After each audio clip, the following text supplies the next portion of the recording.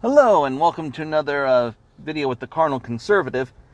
Today's topic is going to be a bit of a hodgepodge because I was inspired by the suggestion given in the comments thread on the Telegram channel, because that's where the topic was given. But also, I'm going to add a little twist to it because I was on Twitter just trolling, because that's kind of what we all do when we're bored, and because it's Twitter. But anyways, I was exposed to one of those seemingly random tweets by Academic Agent where he cites a group of people. I believe they're called the Chechens. If I'm mispronouncing that or that was misspelled, just let me know. And he's sharing about how this group was so rowdy and so known for getting into trouble that Stalin had them repeatedly, had almost the entire population gulagged. And even after the USSR fell, when Vladimir Putin came into power, he couldn't break this ethnic minority of troublemakers.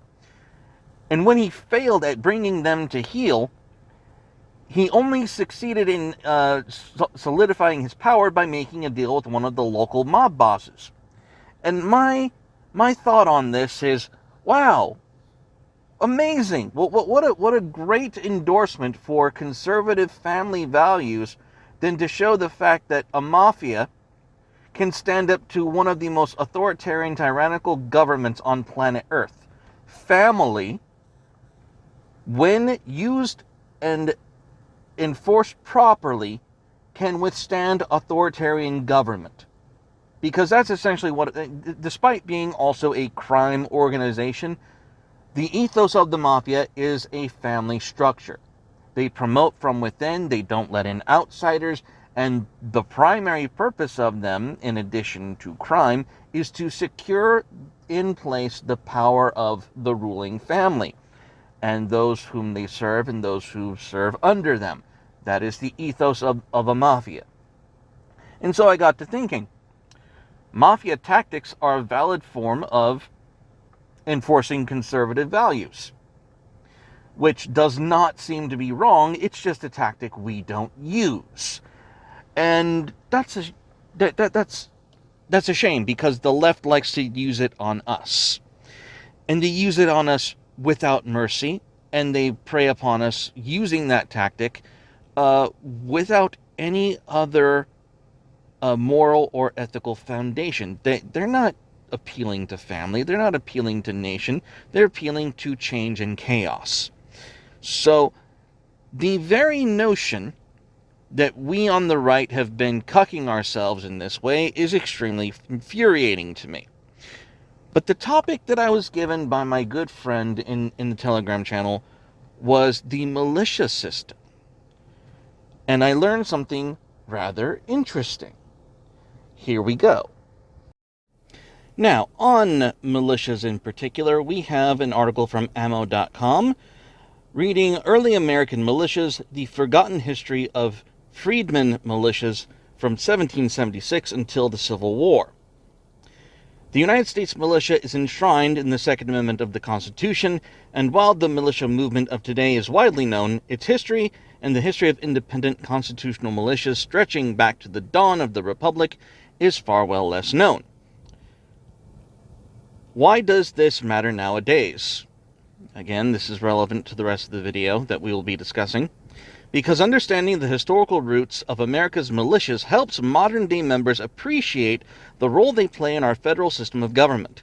Because since its inception, militias have been tasked with stopping those who hold public office from exceeding their authority, or those seeking to enact legislation outside of their operating charter. A crucial check against incremental encroachment by the state, which James Madison wrote in the Federalist Papers on January 29, 1788.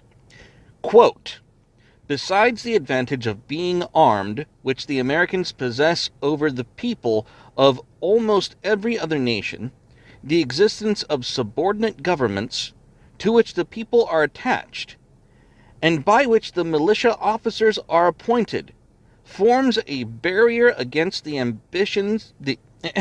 excuse me, forms a barrier against the enterprises of ambition more insurmountable than any which a simple government of any form can admit of. Allow me to paraphrase. Because the people themselves can organize into armed resistances against tyranny, they have a special protection against corruption from their government. If that's how you want to interpret this. I personally do. The militia is the final means of recourse in this cycle of self-government, and arguably the most important.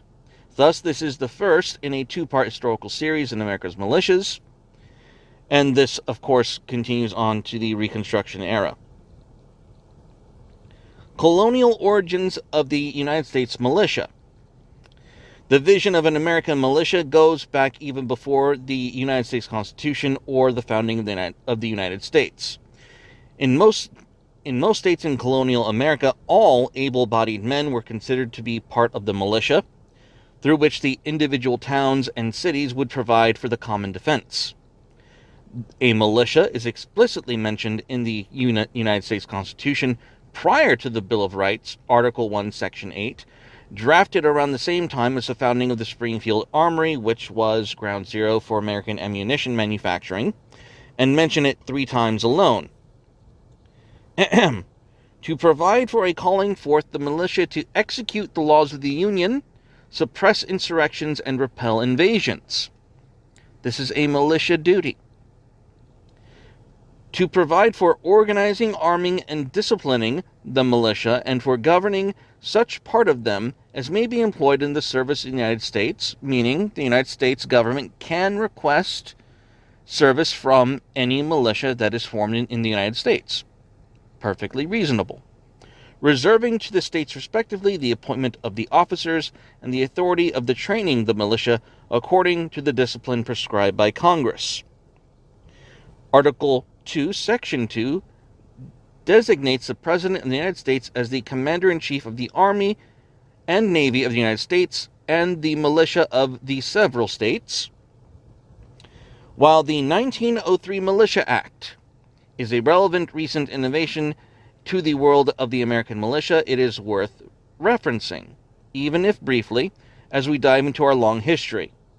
The Militia Act of 1903 separates the militia into 2, might I add, distinct groups.